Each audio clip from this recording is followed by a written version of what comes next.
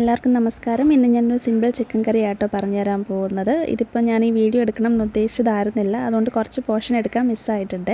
കുക്കറിൽ വേവിച്ച് വെച്ച ചിക്കനാണ്. ഇതെന്തൊക്കെയാണെന്ന് വെച്ചാൽ സവോള, ഒരു 3 സവോള ഞാൻ എടുത്തിരുന്നു. ഫുൾ ചിക്കൻ ഇല്ല, ഇതൊരു ഹാഫ് ചിക്കനേ ഉള്ളൂ. അപ്പോൾ 3 സവോള, ഒരു പച്ചമുളക് 4ആയിട്ട് കീറിയത്, പിന്നെ ഇഞ്ചി വെളുത്തുള്ളി ചതച്ചത്. ഓക്കെ, പിന്നെ ചിക്കൻ മസാല, മല്ലിപ്പൊടി, മുളക് പൊടി, മഞ്ഞൾപ്പൊടി, കുരുമുളക് പൊടി, ഉപ്പ്, ഗരം മസാല, ഇത്രയും കൂടി ഇട്ട് നല്ലോണം ഞെരടി എടുത്തിട്ട് അതിലോട്ട് ചിക്കൻ ഇട്ട് വെള്ളം ഒഴിക്കാണ്ട് കുക്കറിൽ വേവിച്ചതാണ്. അതാണ് നമ്മൾ ആദ്യം കണ്ടത്. എന്നിട്ട് കടുക് പൊട്ടിച്ചിട്ട് ഞാനൊരു 2 വിസിലിന് വേവിച്ചിട്ടുണ്ടായിരുന്നു കേട്ടോ. കാരണം ഞാൻ ചിക്കൻ കാലിട്ട സമയത്ത് ആ കാല് വെന്തിട്ടുണ്ടായിരുന്നില്ല.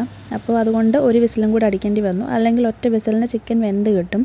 അതിന് ശേഷം നിങ്ങൾ കടുക് പൊട്ടിച്ചിട്ട് കടുകും കറിവേപ്പിലയും കൂടെ എണ്ണയിലിട്ട് പൊട്ടിച്ചിട്ട് ഇതുപോലെ വേറൊരു പാത്രത്തിലേക്ക് മാറ്റിയിട്ട് വേവിക്കാൻ തിളയ്ക്കാൻ ഒക്കെ വയ്ക്കുക.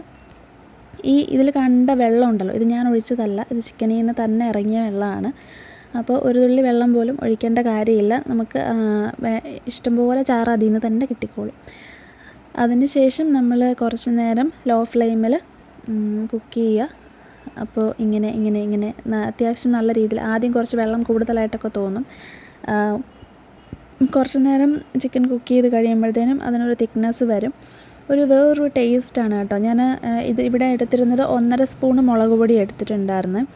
കുറച്ച് പിന്നെ പാകത്തിന് എല്ലാം എനിക്കൊരു പാകത്തിനായിരുന്നു. ഉപ്പ്, മഞ്ഞൾപ്പൊടി എല്ലാം അങ്ങനെ തന്നെയായിരുന്നു. 2.5 സ്പൂണ് മല്ലിപ്പൊടി ഇട്ടായിരുന്നു. കുറച്ച് കൂടുതൽ എരിവ് അത്ര നിൽക്കണ്ടല്ലോ എന്ന് വിചാരിച്ചിട്ട് ബാക്കിയൊക്കെ കുറച്ച് കൂടുതലും, മുളക് പൊടി ഇത്തിരി കുറവുമായിട്ടത്. ഓക്കെ, അങ്ങനെ സംഭവം തിക്നെസ്സിൽ വന്നിട്ടുണ്ട്.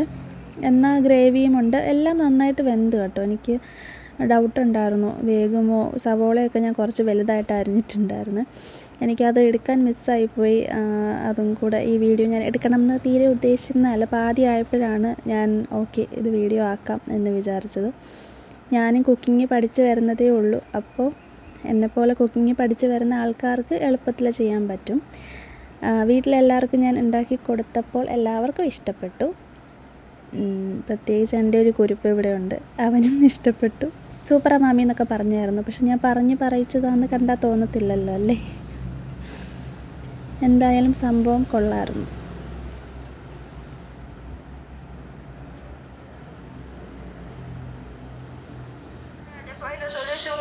ഇത് കാണുമ്പോൾ തന്നെ സൂപ്പറാ മാമി എന്ന് പറ. സൂപ്പറാ മാമി.